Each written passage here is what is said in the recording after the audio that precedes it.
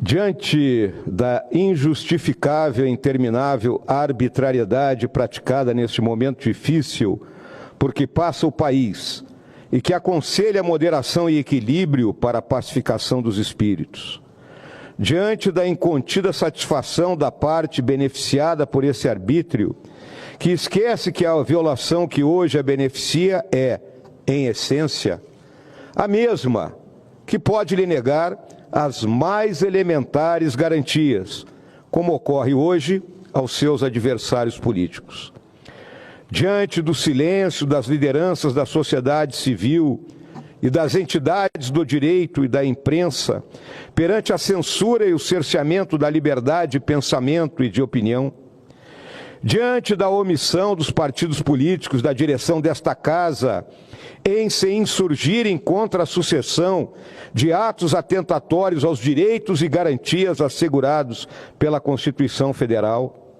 diante do assombro da sociedade com a desfaçatez da perseguição aos magistrados que desvendaram o maior caso de corrupção da história, encomendada pelo desejo de vingança nua e crua do próprio presidente da República, e que agora, com a cassação do mandato do deputado Antônio Dallagnol, fere de morte a última esperança do povo da democracia, que é a sua representação política expressa nas urnas. Diante disso tudo, alerto: a forma política da sociedade corrupta é a guerra civil. E antes que os feiticeiros do arbítrio digam que se trata de uma ameaça, respondo-lhes que a ameaça paira sobre todos nós, materializada a cada dia na escalada da discricionariedade sem lastro que esvazia o lugar comum, onde todas as nossas divergências e disputas podem ser resolvidas. E esse lugar é a lei. A esses operadores da intimidação, respondo que a advertência que trago à tribuna provém da história, de quem assistiu ao colapso da democracia e da cidade-estado grega. Um desastre que na atualidade ronda não somente o Brasil, mas as principais nações do Ocidente. Não segundo a perspectiva primária e preconceituosa dos analistas ideológicos que só veem ameaças nos seus inimigos, mas sim pela constatação de que os direitos e deveres que dizem respeito isonomicamente a todos os cidadãos de uma república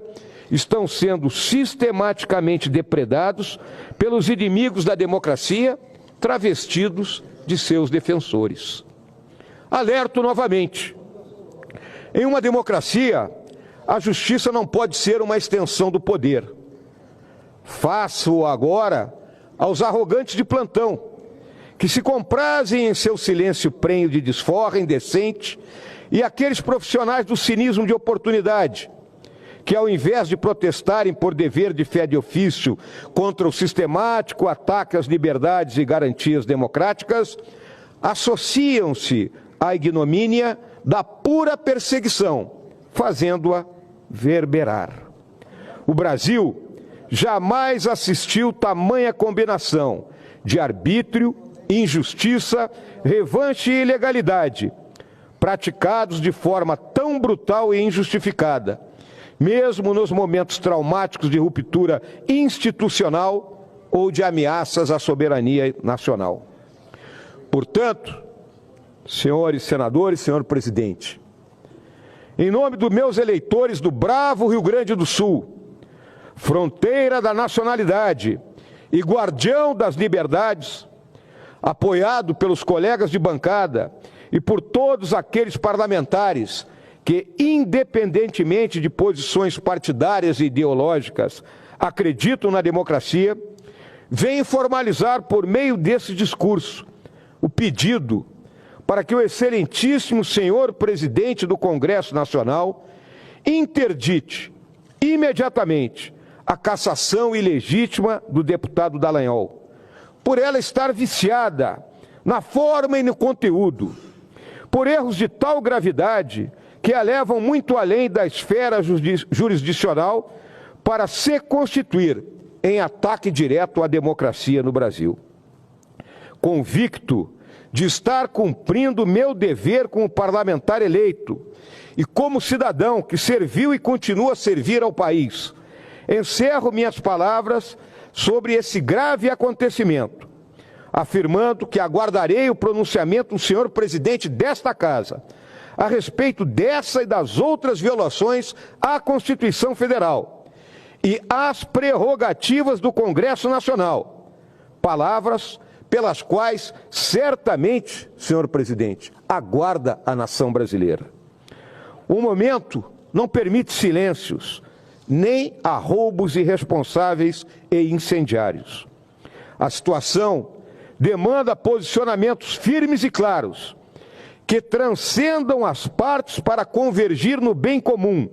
de uma democracia saudável e madura, como é a brasileira,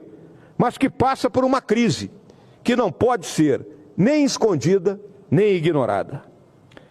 Fica com a palavra o excelentíssimo senhor presidente do Congresso Nacional. Digo a ele, conte comigo para ouvi-lo e respondê-lo quantas vezes forem necessárias. O povo espera,